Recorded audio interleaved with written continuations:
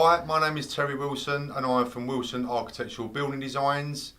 I'm going to talk to you about one of my frequently asked questions, and that is, what is a building control officer? So hopefully by the end of this video you'll understand what a building control officer is.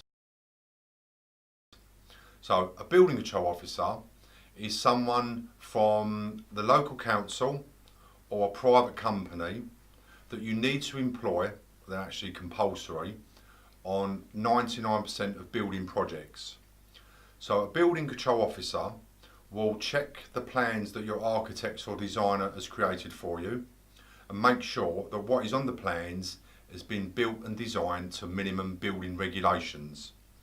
Once the plans have been approved and the building work starts, the building control officer's job is to turn up periodically at various different points of the project and check to make sure that what's being built has been built according to the plans.